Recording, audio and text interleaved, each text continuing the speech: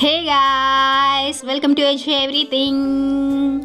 ఈరోజు మీకు ఒక శివలింగాన్ని చూపించబోతున్నానండి. నేను ఒక ఫంక్షన్కి వెళ్ళాను. ఆ ఫంక్షన్ దగ్గరలోనే అనమాట కొండపైన శివలింగం అనేది ఉంది. దారి మధ్యలోనే కనిపిస్తుంది అనమాట. రోడ్ సైడ్నే ఉంటుంది, చూస్తున్నారు కదా. ఈ విధంగా లింగం అనేది ఉంటుంది. ఒక్క రాయి మాత్రమే లింగాకారంలోనే పుట్టింది అక్కడ. ఈ విధంగా మేము ఫంక్షన్కి వెళ్ళి అక్కడ టెంపుల్ దగ్గరికి అయితే వెళ్ళి దర్శించుకున్నాము. ఈ గుడి అయితే ఓపెన్ ప్లేస్లోనే ఉంటుంది. చూడ్డానికి చుట్టుప్రక్కలంతా కొండలనే ఉంటాయి అన్నమాట. ఈ దారిలో కాబట్టి చుట్టూ అంతా కొండలు, చెట్లు, చేమలు. ఈ లోపనే కొండపైన శివలింగం అనేది ఉంటుంది.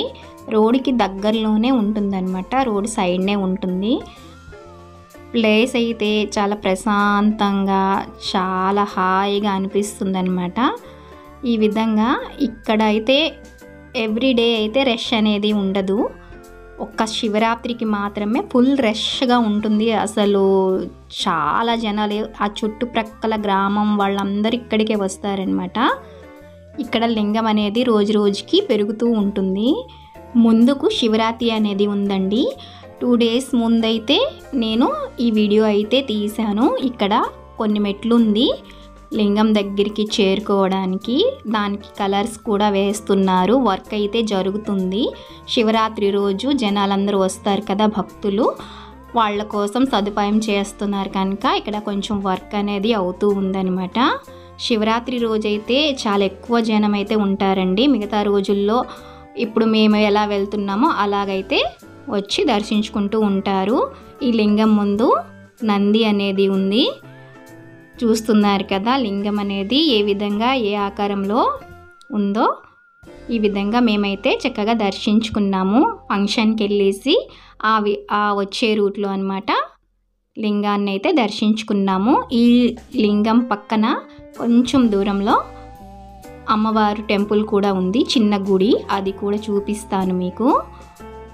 ఈ టెంపుల్ అయితే ఎక్కడుంది అనుకుంటున్నారా? పలాసలోనే ఉందండి.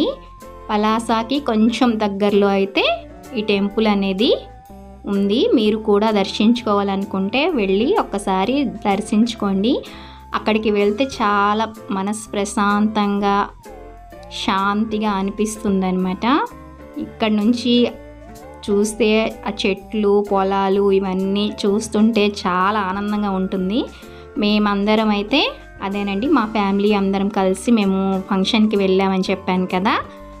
వాళ్ళందరితో పాటు నేను కూడా కలిసి అక్కడ టెంపుల్ అనేది దర్శించుకున్నాము. చక్కగా అక్కడ ఎవ్వరూ లేరు కనుక చాలా ప్రశాంతంగా ఈవినింగ్ టైంలో అయితే మేము వెళ్ళి చక్కగా దర్శించుకొని వచ్చేసాము. ముందుకి శివరాత్రి ఉంది కనుక ఇంకా కొన్ని పనులైతే జరుగుతూ ఉంది. శివరాత్రి రోజైతే చాలా ఎక్కువ జనం అయితే వస్తారు ఇక్కడికి. ఇక్కడ చూపిస్తున్నాను చూడండి, అమ్మవారి టెంపుల్ కూడా ఉంది ఇక్కడ. ఈ విధంగా చక్కగా అమ్మవారి దర్శనం కూడా చేసేసుకున్నామన్నమాట. చూస్తున్నారు కదా. ఇప్పుడిప్పుడు చాలా వరకు అయితే చిన్న చిన్న టెంపుల్స్ కూడా ఈ పక్కన కడుతూ ఉన్నారు. ఇంప్రూవ్మెంట్ అనేది ఇప్పుడిప్పుడు చేస్తూ ఉన్నారు, జనాలు వస్తున్నారు కనుక. ఇక్కడ లింగం అయితే రోజు రోజుకి పెరుగుతూ ఉంది. ఈ విధంగా మేము దర్శనం చేసేసుకొని రిటర్న్ అయితే వెళ్ళిపోతున్నాము. ఇక్కడ నుంచి చూపిస్తాను చూడండి, పొలాలన్నీ ఎంత బాగా కనిపిస్తుందో. వ్యూ అయితే చాలా బాగుంది కదా.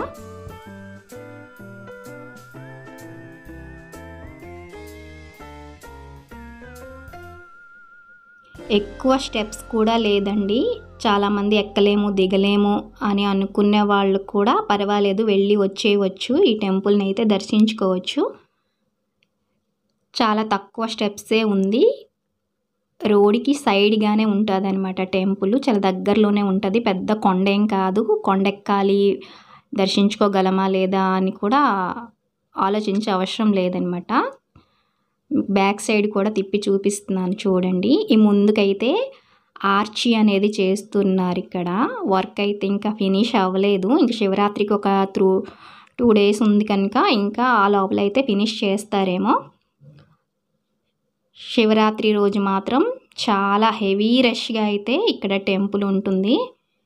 ఈ టెంపుల్ అయితే పూర్తిగా ఓపెన్ ప్లేస్లోనే లింగం అనేది ఉంటుంది. చూస్తున్నారు కదా, లింగం అయితే చూడడానికి 2 కళ్ళు చాలట్లేదనమాట. అంత బాగా అనిపిస్తుంది నాకైతే. మరి మీకు ఎలా అనిపిస్తుందో కానీ. మేము దర్శనం అయిపోయింది, రిటర్న్ అయితే వెళ్ళిపోతున్నాము. ఇక్కడ కాసేపు స్పెండ్ చేసి కొన్ని పిక్స్ అయితే తీసేసుకొని రిటర్న్ వెళ్ళిపోతున్నాము. ఈ చుట్టుప్రక్కల అయితే ఏ షాపులు ఏమీ ఉండవన్నమాట. వాటర్ కావాలన్నా షాపులైనా ఏవి అసలు ఏమి ఉండవు అక్కడ. ఒక్క శివరాత్రి రోజు మాత్రం మీకు ఏం కావాలన్నా అక్కడ దొరుకుతుంది. మరి ఈ వీడియో మీకు నచ్చినట్లయితే లైక్ చేయండి, షేర్ చేయండి, సబ్స్క్రైబ్ చేసేసుకోండి.